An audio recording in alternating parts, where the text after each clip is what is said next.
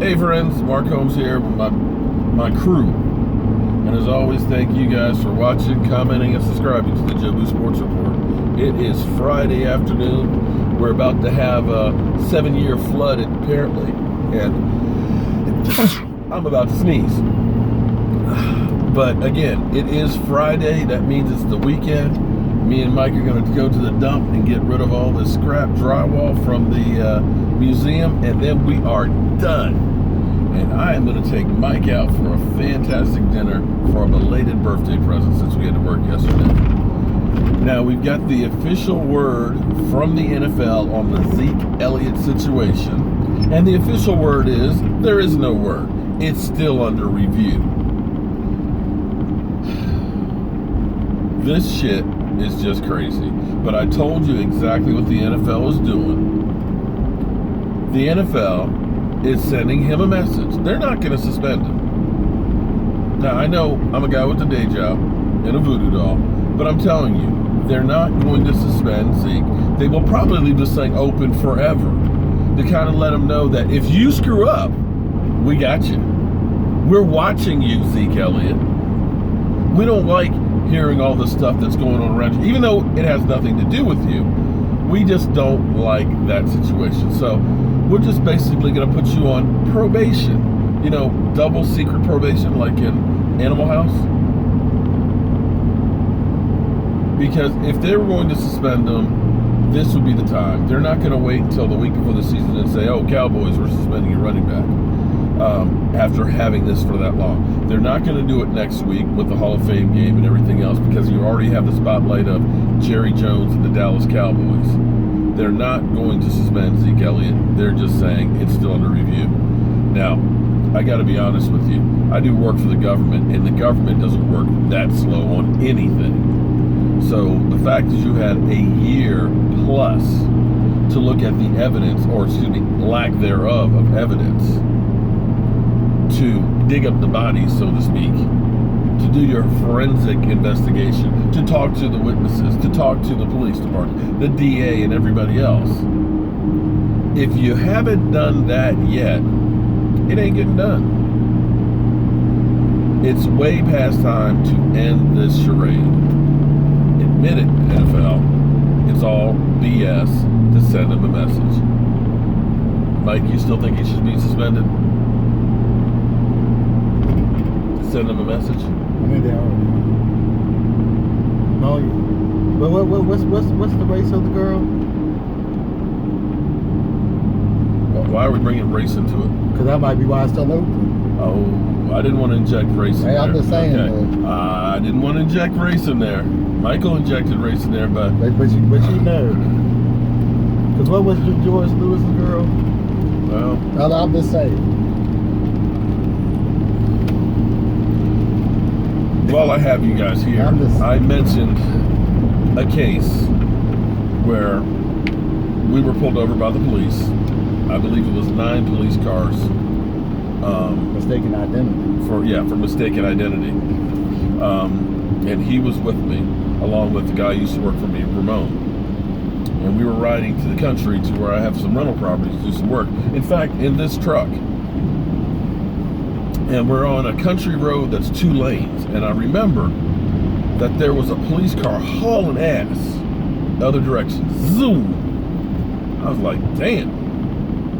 And about a mile past, then there was another one. Zoom! Right past. And I remember, I'm like, damn, they got a hard on for somebody. I'm glad it ain't me. And that's what you would call foreshadowing. Because we went down a little further, and all of a sudden, 3 more police cars. Zoom, zoom, zoom. I said, damn, what the F happened? So we kept on driving. You know, we had stopped off in Fredericksburg, got some McDonald's, and, you know, eating and stuff, driving down the road and stuff, just happy-go-lucky, you know, ready to go work on a project. And there was a police van coming the other direction. And the police van didn't have lights on or anything. And I remember this like it was yesterday. It's one of those things that you never, ever forget. So that police van went past us and did a U-turn. I'm still just driving, okay, because I didn't do anything. And after about 2 miles or so, lights went on the van. So I said, well, shoot, so let me pull over and let this guy go past, because he must be going for somebody. And he pulled in right behind me. But he didn't get out of the car immediately. He sat there. So I'm just sitting in the car like, okay. And this is in the afternoon. All of a sudden, police cars come from every which direction. Orange City police, state police, county police. I mean, they were just like, boom, boom, boom, boom. And I'm like, what the F is going on? And a police officer comes up to the window, license registration, he's got his hand on his gun. And I'm like, what am I being pulled over? And he's being like, I'll do the questions here. And I'm like, okay, dude, no problem. And I'm reaching over here for my registration and stuff. And he's like, don't move. And it's like, but you told me to get my registration. And she starts asking some questions. Said, have you been in such and such place? I was like, I've never heard of that. And he's like, it's about 8 miles back there. I'm like, no, I never really noticed it. Where are you going? I said, well, I was just in Fredericksburg. We stopped off right here at McDonald's, and I can show you the receipt where we stopped off. And it's when he grabbed his gun and he's like, don't move. Now, this is before we started hearing about all the police shootings and everything else that are going on. And I'm like, what are we getting pulled over for? And he's like, just shut up. And I'm just thinking, something's bad here. Remember that, Mike? How'd you feel about this situation? Were you scared? Of course I was. I've never been pulled over like that before. But there's literally police surrounding the car. Literally. That was the only time I've got Takes pulled our over like license, that. registration, goes back there and comes back and says, we want to search the car.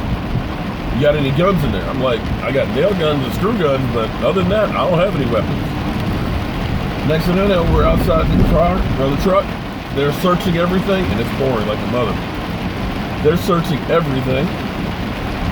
And then they finally tell us that there was a home invasion. No, it's well water. They went to the well water. No, it wasn't well water. They said it was a home invasion. It was gas. It was gas. They said that they were gas people, and they tried to do like a home invasion or something or other. And it was 3 Hispanic guys in a pickup truck. Okay. And then they proceeded to take our picture on the side of the road and told us to watch it. So when you hear about mistaken identity, I know people say I look like a Hispanic, but I'm really a mutt. I'm black, I'm Indian, I've got some Italian, some Irish, who knows? I'm just a mutt, an American mutt. A lot of people will say I'm Spanish. I'm an American. That's all I can tell you. Depending on where you go. Right, depending on where I go. I get Spanish people come to me, start speaking Spanish, and I'll say, sorry, no Espanol. They're like, where are you from? And I'm like, Vienna? They're like, no, your country. America? So when you hear stuff out here, and you got the whole Zeke Elliot thing, mistakes happen. People get falsely accused of stuff all the time. Doesn't mean that they're guilty. But that's what we're dealing with here with Zeke Elliot. Sorry, this woman's story has changed over and over again. And the reason why Jordan Lewis's case, and he didn't take the stand, is her statement conflicted itself. She said she was on the ground, choked for 3 seconds at one point. Then another time she stated that, no, I wasn't choked.